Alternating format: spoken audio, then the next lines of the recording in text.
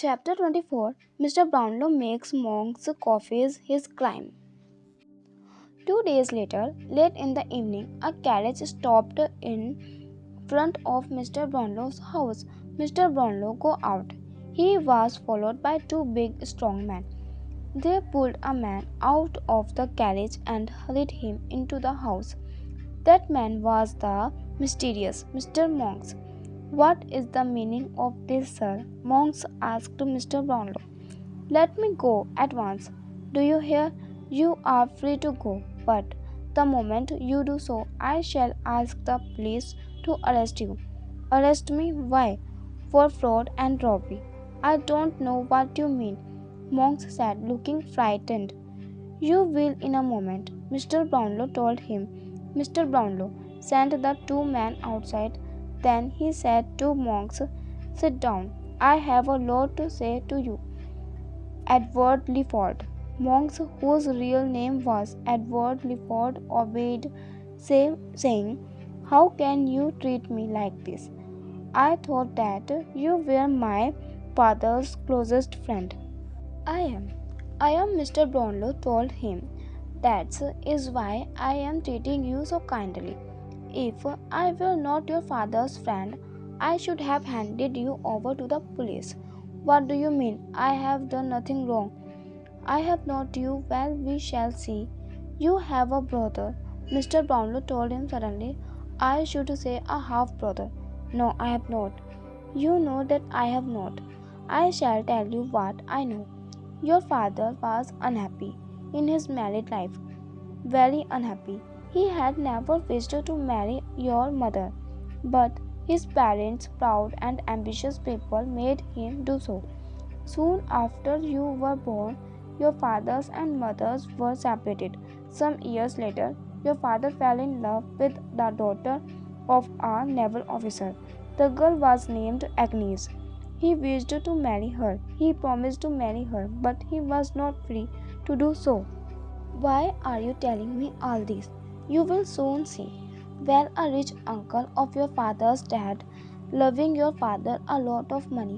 He died in a room, and your father had to go there to settle the matter. Your mother went with him. So did you. Your father died when he was in Rome.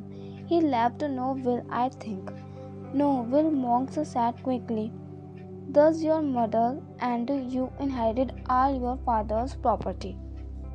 "Of course we did. We were the lawful heirs. Before your father went to Rome," Mr. Brownlow went on, "he came to see me." Monks turned suddenly very pale. "I did not know that," he said. "Well, he did, and he told me about Agnes and the child she was expecting. He said that his plan was to go abroad with Agnes. However, he would leave you and your mother £1,000 a year." Mr. Brownlow paused. Monks said nothing. Then Mr. Brownlow continued, "I have been making inquiry. I have found out two important things. Agnes died a poor house when her child was born. That child is Oliver Twist, your half-brother, and you know it, Edward Leaford." Monks was still silent. "I have also learned that your father did make a will. Your mother burned it. You know what was in that will. You and your mother would receive £1,000 yearly.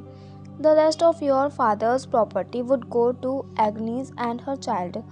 There was, however, one important condition. You know that as well." "Do?" I asked Monks, but he did not deny it. "What was this important condition?" "Your poor father knew your weakness. He wanted Agnes' son to be different from you. He wanted him to be honest. Therefore, he made his condition. If Oliver became a criminal, he would lose his part of his father's property. For that reason, you, Edward Leaford, asked Fagin to make young Oliver a thief, a criminal. Can you deny it?" "A fine story," Monk said, trying to laugh. "A very fine story indeed. But you have no proof of all this. Show me your proof." "The proof is at the bottom of the Thames, Edward Leaford." You throw it there. I know. Mr. Bamble and his wife have told me the whole story. They are the witness of your wicked deed. Monks breathed hard, but said not a word. There was another witness, Mr. Brownlow said sadly. She was that shadow on the wall. She overheard every word of your talk with Fagin. She told me all. She has been murdered for it. Murdered. Edward Clifford. You were the cause of her murder. I was not. I don't know anything about it, cried Monks in great fear. You were the cause of her death, repeated Mr. Brownlow. You and the police shall know of it. I shall tell the police all, unless asked Monks in a trembling voice, unless you sign this confession that I have already written out of for you. And you must promise to give to Oliver Twist his rightful share of his father's property. I will do it. There and then, Monks or Edward Clifford signed the confession and the promise to give Oliver his rightful share of his father's property.